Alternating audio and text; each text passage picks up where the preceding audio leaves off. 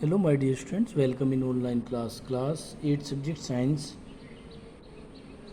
Chapter number 4 में आज हम 63 पेज से इस चैप्टर की रीडिंग स्टार्ट करते हैं। क्योंकि इससे पहले रीडिंग हम कंप्लीट कर चुके, तो देखते हैं हम page number 63, topic number reaction with base. तो मेटल की बेस के साथ reaction. Most metals do not react with base. ज़्यादातर मेटल बेस के साथ रिएक्शन नहीं करते। Only few metal such as aluminium, zinc and lead react with solution of strong base. इनमें से कुछ एक मेटल्स ही हैं जो बेस के साथ रिएक्शन करते हैं, जैसे एल्यूमिनियम, मैग्नीशियम और जिंक।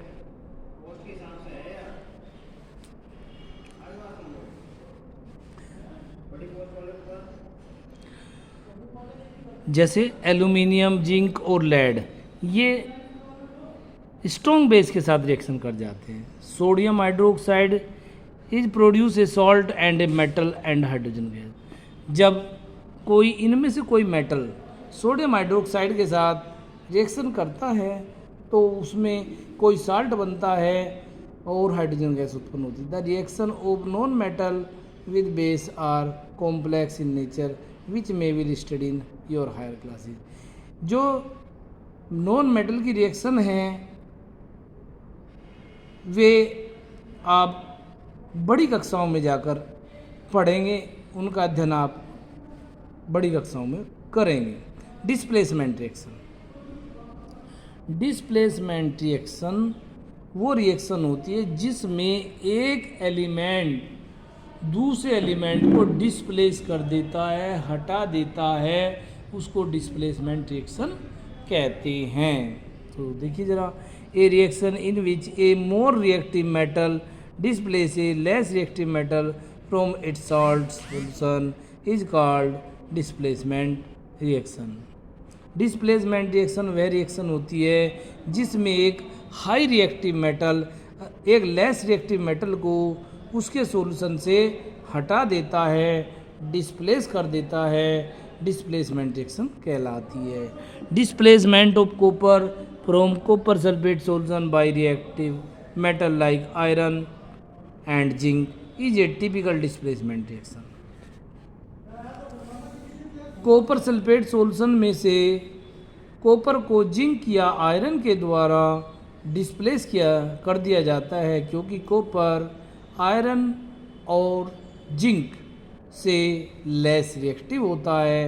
इसलिए कॉपर सल्फेट के अंदर से कॉपर को आयरन के द्वारा डिस्प्लेस कर दिया जाता है। कॉपर सल्फेट एक विशेष प्रकार का केमिकल्स होता है जो ब्लू कलर का होता है। जब उसमें आयरन यानी लोहे की नेल्स डाली जाती, कील या कोई भी लोहे की ऐसी वस्तु जो रिएक्शन करती हो डाली जाती है, तो ये आयरन इस कॉपर को यहाँ से डिस्प्लेस कर देता है और आयरन सल्फेट बनाता है।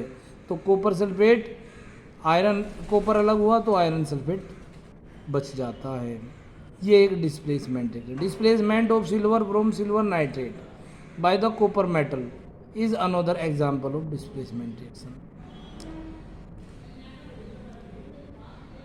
सिल्वर नाइट्रेट के अंदर से सिल्वर को कॉपर के द्वारा अलग करने की प्रक्रिया डिस्प्लेसमेंट रिएक्शन की दूसरी रिएक्शन है। देखिए यहाँ पर ये एक्सप्लेन किया गया है। ये सिल्वर नाइट्रेट प्लस कॉपर, जब सिल्वर नाइट्रेट के अंदर कॉपर को मिलाया जाता है तो कॉपर सिल्वर को अलग कर देता है। तो यहाँ कॉपर नाइट्रेट एक साथ आ जाएंगे, सिल्वर अलग हो जाएगा, तो कॉपर नाइट्रेट प्लस सिल्वर ये बच जाता है। ये इसकी रिएक्शन है। अब हम समझते हैं कि कौन सा एलिमेंट किस एलिमेंट को डिस्प्लेस करता है। जो एलिमेंट एक विशेष प्रकार की सीरीज होती है जिसको हम रिएक्टिव सीरीज कहते हैं, उस रिएक्टिव सीरीज में जो एलिमेंट ऊपर होता है वो हाईली रिएक्टिव होता है, जो उससे नीचे होता है वो लेस रिएक्टिव होता है। तो इस प्रकार बहुत सारे एलिमेंट्स को मिला करके एक सीरीज बनाई जाती है, उसी को हम रिएक्टिविटी सीरीज कहते हैं। तो देखिए the arrangement of metals in A vertical column in order of the decreasing reactivity is called the reactivity series of metal. जब बहुत सारे मेटल्स को एक वर्टिकल कॉलम में उनके घटते हुए रिएक्टिविटी ऑर्डर में अरेंज किया जाता है, उसके बाद जो सीरीज बनती है वही series reactivity series of metals कहलाती है। The most reactive metal is placed at the top. जो ज़्यादा रिएक्टिव मेटल होते हैं इस सीरीज में ऊपर की ओर रखे जाते हैं, जो लेस रिएक्टिव होते हैं they are place at the bottom side, तो वे नीचे की ओर रखते जाते हैं। तो देखिए ज़रा ये रिएक्टिविटी सीरीज है, इसमें पोटेशियम के सिंबल के होता है ऐसा क्योंकि इसका लैटिन वर्ड कैलियम होता है, तो इसका सिंबल जो है कैलियम लैटिन भाषा से आया है। दूसरा सोडियम Na, नेट्रियम, ये भी एक लैटिन भाषा का शब्द नेट्रियम से बना है, इसका सिंबल भी। Calcium Ca, magnesium Mg, aluminium Al, zinc Zn, iron Fe, tin Sn, lead Pb यानी प्लम्बम, और टिन का Sn होता है, आयरन का Fe यानी फेरम होता है, hydrogen H, copper Cu, English में कॉपर और लैटिन भाषा में इसको कूपर कहते हैं, Cu और इंग्लिश में COPPR होता है बेटा, ध्यान रखना, इंपॉर्टेंट बात है। मरकरी Hg यानी हाइड्रोगारियम, सिल्वर Ag अर्जेंटम, गोल्ड Au ओरम, ये कुछ एलिमेंट्स हैं जो इस सीरीज में रखे गए हैं और ये सीरीज रिएक्टिविटी सीरीज कहलाती है। ये इनका डिक्रीजिंग रिएक्टिविटी ऑर्डर है, यानी ऊपर की ओर हाईली रिएक्टिव मेटल और नीचे के लेस रिएक्टिव मेटल होते हैं, इसी को हम रिएक्टिविटी सीरीज कहते हैं। तो ऊपर का एलिमेंट नीचे के एलिमेंट को डिस्प्लेस कर देता है, ये इनकी खास बात होती है।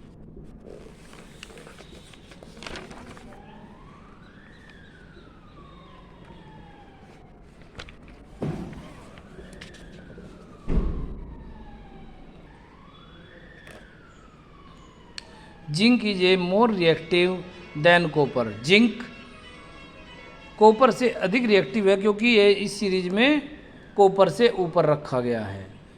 Zinc displace copper from copper sulphate, इसलिए जिंक कॉपर सल्फेट के अंदर से कॉपर को डिस्प्लेस कर देता है, हटा देता है। But the reverse is not observe, लेकिन इसका उल्टा नहीं हो सकता कि जिंक सल्फेट के अंदर से कॉपर जो होता है वो जिंक को नहीं हटा सकता, बल्कि कॉपर सल्फेट के अंदर से जिंक कॉपर को हटा देता है। Iron is more reactive than copper, iron यानी लोहा कॉपर से अधिक रिएक्टिव है, इसलिए displace copper from copper sulphate, इसलिए यह कॉपर सल्फेट के अंदर से कॉपर को डिस्प्लेस कर देता है, हटा देता है। But the reverse is not observe, लेकिन इसका उल्टा नहीं हो सकता। रिवर्स यानी उल्टा, यानी उल्टा क्या हुआ कि अगर कॉपर सल्फेट के अंदर हम आयरन डालें तो आयरन कॉपर को हटा करके आयरन सल्फेट बनाया, कॉपर अलग हो जाता है। लेकिन अगर आयरन सल्फेट है उसमें कॉपर डाले तो वो रिएक्शन नहीं होगी, वो नॉन रिएक्टिव होता है, लेस रिएक्टिव होता है। इस प्रकार हमें ये पता चलता है कि ये जो मेटल्स होते हैं ये बहुत ही इम्पोर्टेंट होते हैं और इनकी जो कुछ विशेष रिएक्शंस दी गई हैं वे हमने पढ़ ली है। अब आता है हमारा usages of metals and non metals. अब मेटल और नॉन मेटल का प्रयोग। The usages of metals are, metal का जो यूजेज है, प्रयोग है, वो निम्नलिखित प्रकार से है। Metals like copper and aluminium are use for making of electric wire and cooking vessels. Metals का प्रयोग, कुछ मेटल जैसे कॉपर यानी तांबा, एल्यूमिनियम आदि का प्रयोग बिजली के तार और कुकिंग वेसल यानी खाना बनाने के बर्तनों के बनाने में किया जाता है। इनके द्वारा बिजली के तार और खाना बनाने के बर्तन बनाए जाते हैं। एलॉयज ऑफ मेटल, अब एलॉयज क्या होते हैं देखिए, जो व्हेन टू और more metal mix with one another called alloy, जब दो या दो से अधिक मेटल्स को आपस में मिला दिया जाता है तो मेटल के मिक्सचर को ही एलॉयज कहते हैं, यानी मिश्र धातुएं। Alloys of metal such as bronze, brass, duralumin आदि, ड्यूरेलियम आर आदि use for making of the articles of the day to day use. Bronze, brass, bronze यानी कांसा, ब्रास यानी पीतल, ड्यूरेलियम, ड्यूरेलिमाइन, ये कुछ ऐसे एलॉय हैं जो प्रतिदिन प्रयोग किए जाते हैं। Iron and steel are extensively use for making of machinery, automobiles, trains, boilers, bridge and buildings. Iron और स्टील का प्रयोग विभिन्न प्रकार की मशीनें, ऑटोमोबाइल्स, ट्रेन, बॉयलर, पुल, बिल्डिंग आदि बनाने में किया जाता है।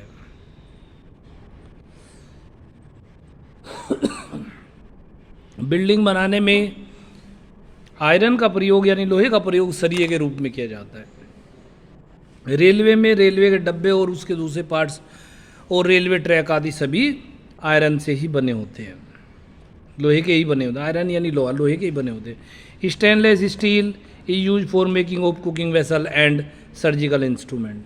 स्टेनलेस स्टील एक ऐसी स्टील होती है जिस पर जंग नहीं लगता, ये कोरोइड नहीं होती, अर्थात इन पर जंग नहीं लगता, और इनका प्रयोग विभिन्न प्रकार के बर्तन बनाने में, जैसे आपके घरों में पाए जाने वाली कुछ चम्मच, गिलास, कटोरी, थाली या इस तरह के जो और दूसरे बर्तन होते हैं वे सभी स्टेनलेस स्टील के बने होते हैं।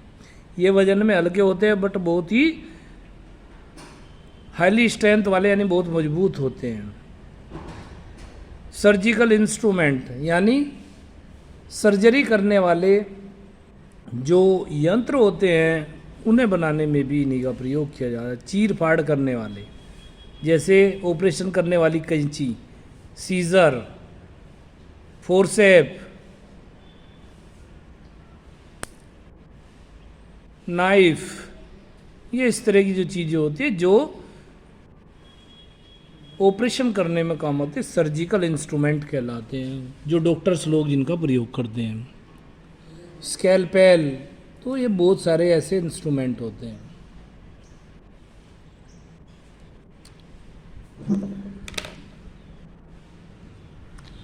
ओके बेटा, थैंक यू। आज की हमारी क्लास यहीं कंप्लीट होती है, कल हम इससे आगे बढ़ेंगे।